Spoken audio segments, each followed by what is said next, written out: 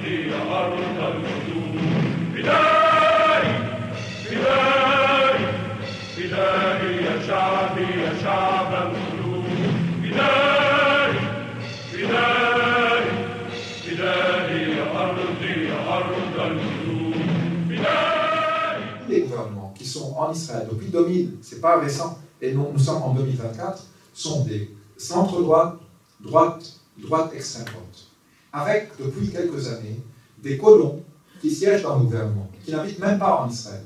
Donc un Ben Gvir aujourd'hui, qui est un fasciste, et il le dit, un suprémaciste juif, un Smotrich, qui est du Golan, qui dit lui-même « Je suis fasciste et j'en suis fier ». Vous pouvez googler sa déclaration janvier 2023. Avec des colons qui sont au sein du gouvernement et qui considèrent que ce ne sont pas des territoires occupés, on ne va jamais les quitter, on va coloniser davantage, et on est à 750 000, si vous regardez la carte de la Cisjordanie, entre le mur de séparation qui a été construit et qui divise les villages palestiniens, qui passe entre une terre agricole et un village, entre une école et les gens qui habitent le village d'à côté, entre les colonies qui ont grignoté et empêché toute continuité territoriale entre Palestiniens. Si on passe d'une ville à l'autre, il y a des checkpoints israéliens. S'il y a des checkpoints, ils ne sont pas les mêmes pour les colons et pour les Palestiniens. Les autoroutes qui sont construites sur des terres confisquées aux Palestiniens sont exclusivement pour les colons, ce qui a poussé déjà, en 2018-2019, une organisation israélienne des droits humains, B'Tselem, elle s'appelle, a qualifié ce système d'occupation d'apartheid. On n'est plus dans une logique juste de colonisation et d'occupation.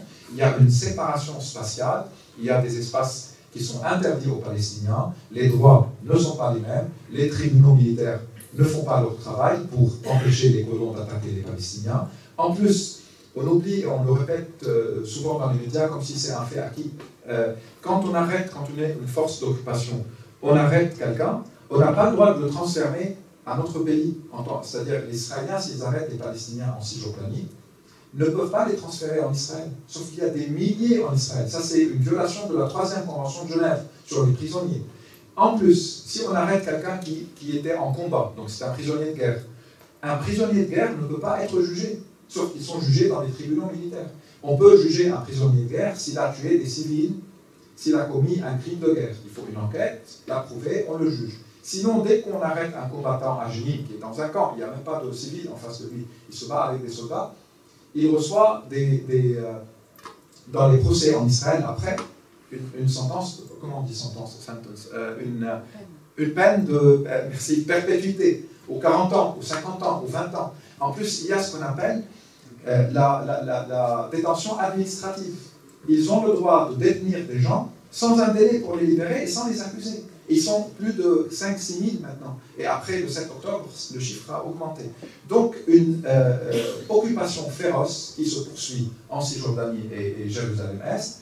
Par rapport à Gaza, la mort de Arafat en 2004 affaiblit l'OLP, la corruption de l'autorité palestinienne affaiblit l'OLP, l'échec de Oslo et des perspectives de paix affaiblit l'OLP, et le Hamas gagne les élections en 2006.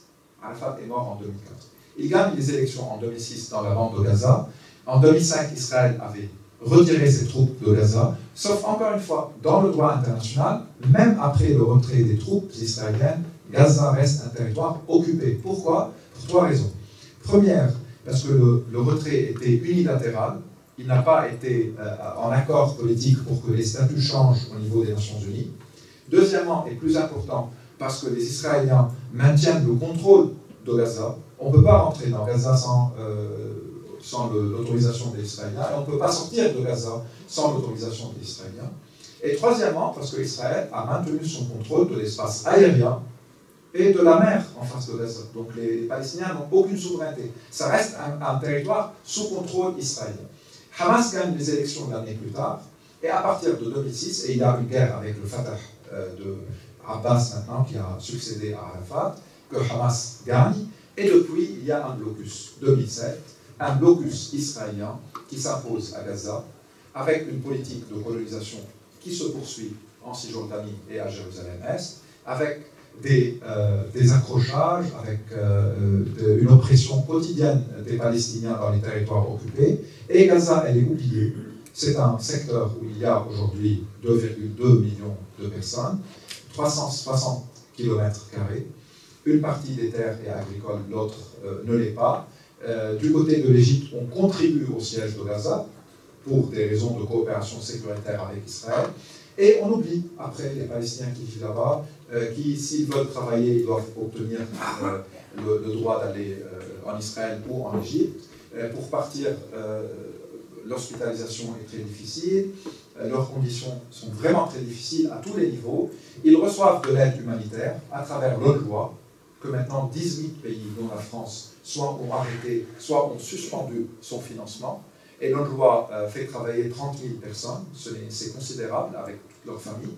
Ils reçoivent de la diaspora palestinienne de l'argent, du cash, qui est transporté légalement, illégalement, parfois dans des tunnels qui ont été creusés à la fois pour des raisons militaires, mais aussi pour faire entrer de l'argent, de la nourriture, de l'aide médicale, etc. Et puis le Qatar, c'est pour ça qu'on l'évoque souvent dans les médias, le Qatar fait un accord avec le gouvernement israélien qu'il est prêt à financer, à payer les salaires de tous les fonctionnaires palestiniens dans le secteur pour éviter un effondrement économique et social là-bas. Pour aussi des considérations par rapport à la politique régionale du Qatar, on est clair. Mais ils le font, et cet argent ne peut que passer par Israël. Donc elle passe par les Israéliens. Et Netanyahou justifie cela en disant tant mieux, comme ça on les reste divisés entre Gaza et la Cisjordanie. Et on continue à dire qu'on n'a pas de partenaire pour la paix, tout en accélérant la colonisation, en rendant l'idée d'un État palestinien impossible, et en normalisant avec des gouvernements arabes. Tout comme ça, on occulte les Palestiniens, on les oublie. Et avec l'administration Trump aux États-Unis, c'est ce qui va se passer. Pour la première fois, l'administration américaine reconnaît l'annexion, par exemple, du Golan, syrien occupé. Pour la première fois, l'administration américaine accepte d'inaugurer l'ambassade à Jérusalem, sauf que ce n'était pas à Jérusalem-Est, donc ils ont gardé un minimum. C'était à Jérusalem-Ouest. Ah, la surprise, la terre sur laquelle ils voulaient inaugurer leur ambassade, elle est pour une famille palestinienne qui a la nationalité américaine. Donc aux États-Unis, les Palestiniens américains commencent un procès qu'ils gagnent et empêchent la construction de l'ambassade, ce qui fait qu'il envoie sa fille et son gendre. Son gendre, par ailleurs, c'est un des responsables des constructions des colons. C'est un homme d'affaires qui a des colonies, qui a construit des colonies en Cisjordanie. Ils vont inaugurer l'ambassade, service de l'ambassade, dans le consulat américain. Donc ils n'ont pas l'ambassade elle-même parce qu'elle était sur une terre palestinienne. Mais Trump encourage les Émirats arabes unis, le Bahreïn, le Maroc et le Soudan de normaliser avec Israël. Et puis Biden continue avec l'Arabie saoudite, qui n'était pas très loin, progresse dans la région après sa victoire avec la Russie en Syrie, avec Hezbollah au Liban, son financement à un rival et allié du Hamas, qui est le djihad islamique, qui est à Gaza également. Le 7 octobre arrive au milieu de tout cela.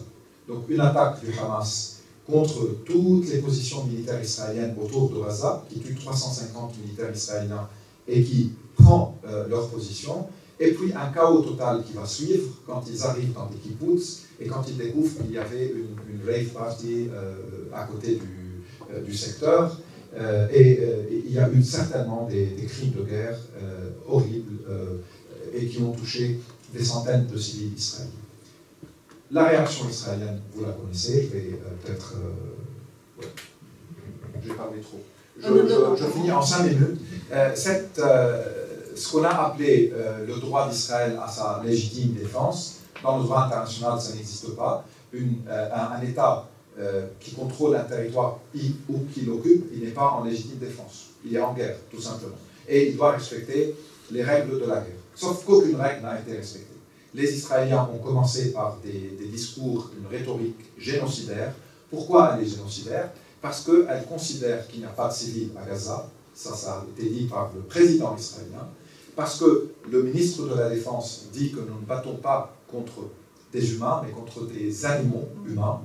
Parce que Netanyahou utilise des textes bibliques et des métaphores sur la nécessité d'anéantir l'ennemi, hommes, femmes, enfants et animaux. Hein, ça, c'est la référence qu'il a évoquée. Parce que beaucoup d'officiers israéliens disent qu'à Gaza, il y a des terroristes et les soutiens des terroristes. parce que des responsables politiques israéliens, dont Ben Gvir, dont Smotrich, dont la dame qui veut utiliser la bombe nucléaire, disent que l'attaque du 7 octobre, ce n'est pas le Hamas, c'est toute la bande de Gaza. Donc il y a eu énormément de rhétorique qui sont sur une base de données, vous pouvez la trouver sur le net, 500 discours qui sont enregistrés, qui évoquent la volonté génocidaire ou la volonté d'anéantir un groupe ou une partie du groupe, parce que le terme génocide, sa définition légale, ce n'est pas d'anéantir un groupe, ça peut être un groupe ou une partie des groupes, ça c'est la définition, qui est distinguée par ses caractéristiques, ses qualificatifs ethniques, nationales, religieuses, linguistiques, etc.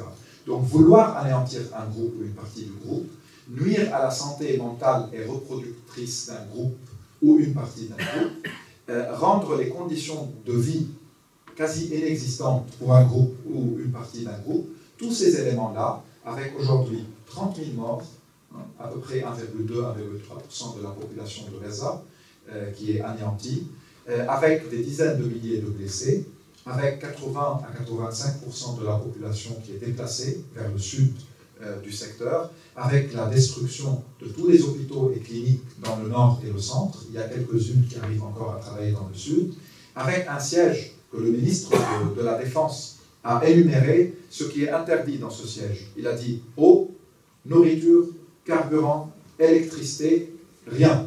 Et donc, tous les éléments nécessaires à la vie sont interdits, ce que l'Afrique du Sud a utilisé aussi comme argument, fait que la condition à Gaza aujourd'hui, avec un usage de l'intelligence artificielle, comme l'a révélé le site israélien Plus 972 Magazine, qui est un excellent site, qui dit qu'on a utilisé l'intelligence artificielle pour qu'elle donne à l'armée des cibles où ils peuvent tuer le plus, que ce soit des civils ou des non-civils, donc sans distinction. Et ce que Haaretz, un autre journal israélien, malheureusement je cite, j'aurais aimé citer des journaux français et des médias français, Haaretz aujourd'hui parle d'ordre de commandants militaires sur le terrain. Ils disent que ça ne vient pas d'une hiérarchie plus importante, mais c'est des commandants sur le terrain qui donnent des ordres aux soldats de brûler les maisons qui ne sont pas détruites pour les rendre inhabitables, non habitables. Donc ça c'est un crime de guerre évidemment. En plus de cela, les politistes, les gens qui aiment les mots, les termes importants, utilisent de plus en plus aujourd'hui par rapport à cette guerre-là l'herbicide et le domicide.